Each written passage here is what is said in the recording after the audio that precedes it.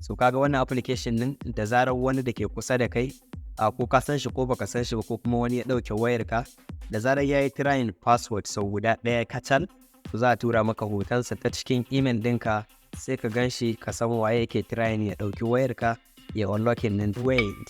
Barka da shigowa wannan tasha ta Bin Adam Tech na YouTube channel. Idan wannan ne farkon shigowa bidiyon nan, ka danna mana alamar subscribing, sannan ka danna alamar ƙararrawa.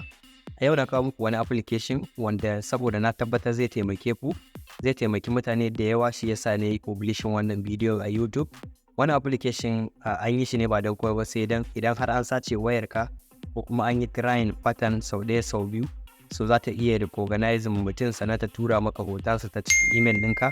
So shi yasa yau na kawo muku step by step bidiyo yadda za ka yi ka kama barawon wayarka. Recommendation: I recommend that idan kana amfani da wayar Android, so kai ma ya kamata a ce ka yi installing wannan application din a cikin wayarka, saboda a koda yaushe wayarka za ka iya rasa ta faɗi ko kuma wani ya ɗauka.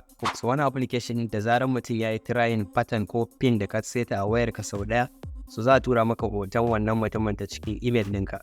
So that means wayarka za ta iya dawowa a koda yaushe. Sannan wani abun birgewa da wannan application din, da zarar mutum ya yi wannan trying din sau ɗaya, so bayan sun tura maka hotonsa, still za su haɗo maka da location din da mutum yake. Kaga koda yaushe za ka iya kama barawon wayarka kenan. So kada ka yi skip din bidiyon nan, ka tsaya ka kalli bidiyon daga farko har ƙarshe. So ta nan ne za ka san yadda za ka iya seta wannan application nan. Wannan application din sunansa Crookcatcher. Crookcatcher is an app that takes picture of someone that's trying to unlock your phone with a pattern ko fingerprint ko password da kasa. So wannan application an yi shi ne ba da komai ba, sai dan da zarar mutum ya ɗauki wayarka ya yi trying pattern ko pin da ka seta a cikin wayarka sau ɗaya, so za a tura maka hotonsa ta cikin email ɗinka da location dinsa. Kada ku manta ku danna alamar subscribing, sannan ku yi sharing, likes da comment. Idan kuna so muku wani bidiyo a kan wani abu, so za ku iya mun magana a kai, ni kuma insha Allah zan muku cikakken bidiyo a kan abu. How to start, how to set up, how to download. Stop. Wait. Everything you need to know, I already make it easy for you. Wannan shine application da nake faɗa muku na Crookcatcher. Ka shiga Google Play Store kai searching Crookcatcher, za ka gan shi ya fito maka kamar haka. So da zarar ya bude shine wannan Crookcatcher anti-theft. So za ka yi installing, I already install it. So that means zan yi open kenan. So da zarar ka yi open ɗinsa ka bude shi a cikin wayarka, zai nuna maka welcome to Crookcatcher as new user. So za ka yi selecting English ko Chinese ko ma duk wani yare da kake ji, so amma ba Hausa a ciki. So za ka yi selecting English, so za ka danna akan start setup. So za ga picture triggers, so za ka yi selecting idan ya yi fail sau nawa ne za a yi tura maka kamar hotonsa ta cikin email ɗinka. So za ka yi selecting number 1, kusan shine zai fi. So wannan camera ne, za ka yi allowing camera. Idan ka kunna camera za a tambaye ka while using the app ko kuma only this time ko kuma don't allow. So kai clicking akan while using the app. So that means ko da yaushe idan app ne na cikin wayarka, za a tura maka hoton wannan mutumin ta cikin email ɗinka. Sai ka danna akan next. Location kuma is part of, idan an tura maka hoton wannan mutumin, za a haɗo maka da location ɗin inda yake. That means za ka iya tracing ɗinsa ta Google Map kenan. Shi ma za ka yi selecting while using the app, kar ka yi selecting only this time, don't allow. Ka danna while using the app. So shi ma kai clicking akai. Wannan location in background ne, ko da in background ne, location din zai kunnu kuma zai amfani a cikin wannan application din.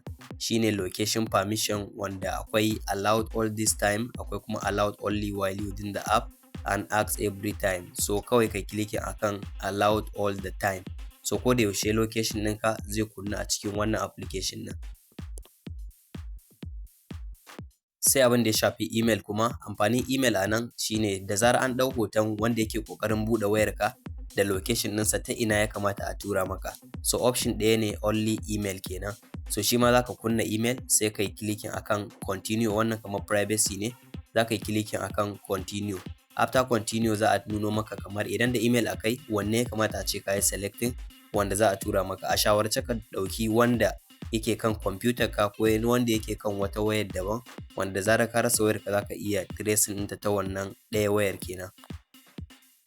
So abin da yasa ya kamata a ce ya zama na wannan email ɗin da muka yi selecting ya kasance yana kan wata kwamfuta ko kuma wata wayar aminin mu, daga lokacin da aka ce an ɗauke wannan wayar ko an rasa ta, so wannan email ɗin da na selecting ya zama ne yana kan wata wayar, zan iya amfani da shi na ga hoton wanda ya try ne unlocking ɗinta.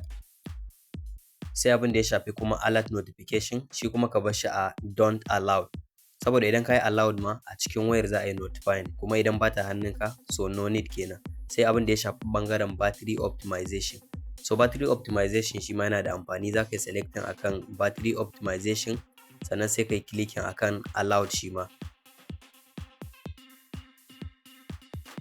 So now you are good to go, battery optimization successful, sai ka yi clicking next. So activation ya rage, activation kuma is part of, kamar za ka yi activating app ne ya zama admin a cikin wayarka, so za ka yi clicking activate now. So activate this app or this device as admin, sai ka yi clicking akan na farko. So da zarar ya activating kuma you are all set, za ka yi try now ko kuma take me to the app. So try now is za ta yi locking ɗin wayarka, sai ka yi trying na wrong password misali a cikin wayarka, so za ta ɗau hotonka sai ta tura maka ta wannan email ɗin. So idan kuma ka sa take me to the app, za ta mai da kai cikin application ɗin. Kasancewar screen recording ba zai yiwu ba idan ka yi locking ɗin wayarka, so yanzu zan muku kamar bidiyo akan email ɗin da suka tura min ta cikin kwamfuta ta, so sai ku ga yadda abin yake. Kamar yadda kuke gani yanzu na bude email ɗina, sannan kuma na gwada password wanda na sa shi wrong password, wanda koda wani ne ya ɗauka so haka za ta ma. So na gwada shi ya sa wrong password, so yanzu za ga email ɗina last password shine me ɗin nan, wanda shine kuma Crookcatcher alert, shine za ga an sa someone try to unlock your phone. So idan ka danna shi, so shine za ka gan shi Crookcatcher. So email ɗin da ka seta shi za a tura maka wannan saƙon da shi, za ga an sa someone try to unlock your Infinix. So idan ka duba daga ƙasa shine za ka ga hoton wanda yake ƙoƙarin cire wayarka daga password, wanda ko da ɓarawon wayarka ne ko kuma wani ne na kusa da kai, so komai zai iya faruwa. So shine wannan za ga ta ɗaukan maka hotonsa, idan sau biyu ka sa ta ɗauka za ta ɗauka, idan sau uku ne ma duka wanda kake so. So yanzu wannan shine email ɗin da suka turo, wanda daga ƙasa za ga an sa kamar location could not be determined because location service were switched off in the system. So already na yi kamar disable din wannan location na cikin wayata, shi yasa ba za ga sun tura maka da kamar location na mutum ba.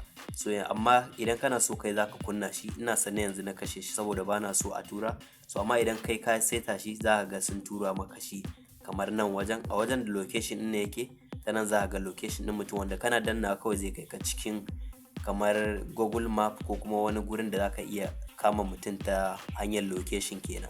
So wannan shine yadda ake yi. Idan kun ji daɗin wannan bidiyon ku danna mana alamar subscribing.